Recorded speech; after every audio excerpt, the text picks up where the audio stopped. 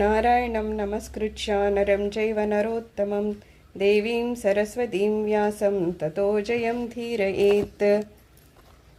శ్రీ గరుడ పురాణంలో ఆచారకాండంలో నుండి మనం సాయం సంధ్యా వందనము ఎలా చేయాలనేది చూద్దాం. సూర్యుడి నుండి మనకొచ్చే మంచి కాంతి కిరణాలు రాకుండా మందేహులు అనే రాక్షసులు ఆ సూర్యుడిని పట్టుకుంటారు. ఆ సూర్యుడి నుండి వాళ్ళు కనుక పట్టుకున్నారు, దాని నుండి సూర్యుడిని రక్షించకపోతే ఏమవుతాయట, అక్కడి నుంచి చెడు కిరణాలు మన మీదకి ప్రసరింపేటట్టు చేస్తారంట. దానివల్ల ఏమవుద్ది, మనకి అనారోగ్యం వస్తుంది. అందుకని ఏంటి, ఎవరైతే సాయం సంధ్యా సమయం అవి చేస్తుంటారో వాళ్ళు ఆర్గ్యం ఇస్తూ ఉంటారు కదా, అలాగా సాయంత్రం పూట కూడా ఆర్గ్యం ఇచ్చినప్పుడు మనం చూస్తాం కదా, ఆకాశం అంతా ఎర్రగా ఉంటుంది.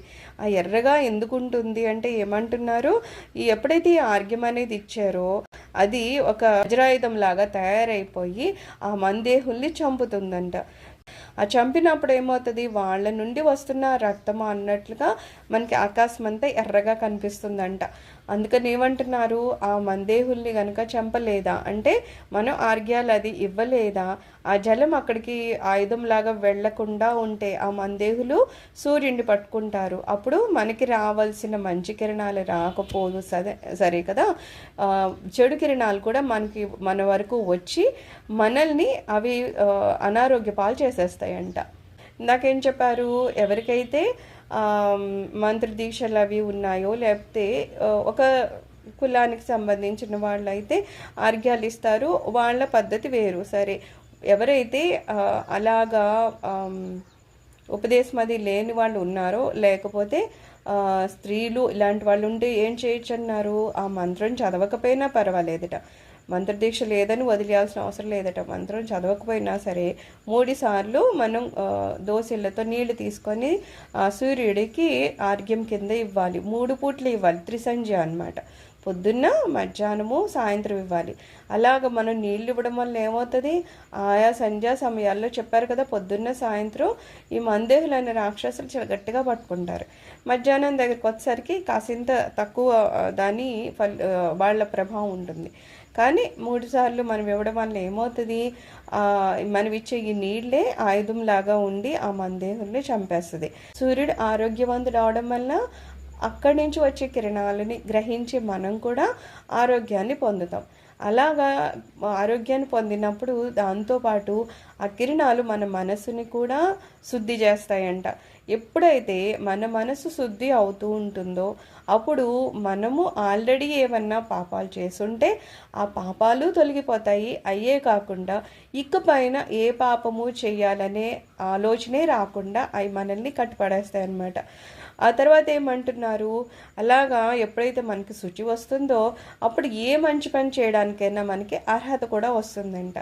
అంటే ఇప్పుడు ఏదో సహస్రనామాలే చదువుతున్నాం అనుకుందాం, మనం సహస్రనామం చదివితే ఖచ్చితంగా దాని వలన వచ్చే ఫలితం మనకు వస్తుంది.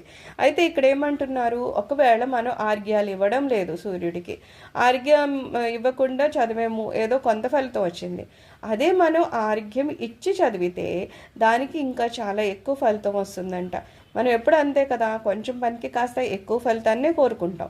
అందుకని ఏమంటున్నారు, అదేమంత పెద్ద కష్టము కదా, కాసిన్ని నీళ్లు మనం పట్టుకొని రోజు ఏదో పొద్దున్న 6 నుంచి 8 మధ్యలో, 6 గంటలకు అనుకుందాం, పొద్దున్న 6 గంటలకి, మధ్యాహ్నం 12 గంటలకి, సాయంత్రం 6 గంటలకి ఒక 3 దోసిళ్ళ నీళ్ళు ఆ స్వామివారికి, మనకి ఒకవేళ కాదుగా రవి ఇలాగ వాళ్ళ పేర్లు అంతగా ఏమి తెలియలేదు అనుకుంటే సూర్య సూర్య సూర్య అని చెప్పి 3 సార్లు ఇచ్చినా సరే అక్కడ మనం ఇచ్చిన ఆర్గ్యము ఒక రకంగా ఆ స్వామి వారికి ఆ మందేహుల నుండి రక్షణ పడేటట్లు చేసి ఆయనకి సహకరిస్తుంది. సరే, ఆయన అలా ఆరోగ్యవంతులు అవడం వల్ల అది మనకి కూడా సహకరిస్తుంది ఈ రకాలుగా.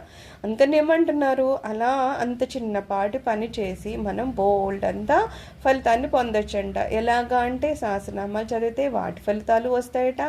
అలాగే మనకి ధనధాన్యాలు అవి వస్తున్నాయి కదా, అవి కూడా ఇంకా ఎక్కువ అవుతాయంట. కొంచెం చిన్న పనికే ఎక్కువ ఫలితాలని సంపాదించవచ్చు కదా, ఇలా చేసని అంటున్నారు. సంధ్యావందనము ఎవరైతే అసలు ఎప్పుడూ చేయలేదు అనుకుంటే అతను ఏమవుతుందంట, ఒకవేళ ఏవో దాన ధర్మాలు అయితే చేస్తున్నాడు, చేసినా సరే ఈ వందనం చేయలేదు కాబట్టి అతనికి ఫలితం అనేది రాదు. ఇంకోటి ఏమంటున్నాడు, అతను చనిపోతే కూడా ఇందాకేం చెప్పారు, ఇవన్నీ ఇవ్వడం వల్ల ఉత్తమ లోకాలు వస్తాయి మనకని చెప్తారు. ఆర్గ్యం ఇస్తే, అదే ఆర్గ్యం ఇవ్వకపోతే మనము నరకానికి వెళ్ళాల్సి వస్తుందంట. ఈ ఒకవేళ ఏదో మధ్యలో మిస్ అయినా కనీసం సంవత్సరాంతం పూర్తి సంవత్సరం అంతా సంధ్యావందనం చేయలేదు అన్నలాగా ఉండకుండా ఖచ్చితంగా కుదిరినంత వరకు రోజు సంధ్యావందనం అని చెప్పి 3 సార్లు ఆర్గ్యాలు ఇవ్వాలన్నమాట. సంధ్యావందనం చేస్తే డైరెక్ట్గా స్వర్గానికి వెళ్తాడంట. కానీ ఈ మధ్యలో అతను సరిగ్గా సంధ్యావందనం చేయలేదు కాబట్టి ఏమవుద్దంట, ఒకవేళ అతను చనిపోయినా ఇంకెవరో అయినా అతని పేరు మీద గోదానం భూదానం అవి ఇచ్చినా సరే దాని ఫలితాన్ని పూర్తిగా అతను పొందకపోవడం వలన కొంచెం సేపు మళ్ళీ నరక యాతనలు అనుభవించి అప్పుడు స్వర్గానికి వెళ్తాడనమాట. అందుకని ఎవరైనా నరకానికి వెళ్ళాలి, యాతనలు అనుభవించాలనుకుంటారా? అనుకోరు కదా, మరి ఎందుకు అలాగ చేయడము? అందుకని ఏమంటున్నారు, ఖచ్చితంగా మనము సంధ్యావందనాల్ని చేయాలి అంటున్నారు. ధర్మో రక్షతి రక్షిత అంటారు కదా, ధర్మం మనం రక్షించాలి, అది మనల్ని రక్షిస్తుంది. ఈ సంధ్యావందనంతో పాటు నువ్వు ప్రేతకల్పం ఉంటుంది కదా ఇందులో, గరుడ పురాణంలో ఆ ప్రేతకల్పం కూడా ఎవరైనా వింటే ఖచ్చితంగా వాళ్ళకి స్వర్గం వస్తుందంట.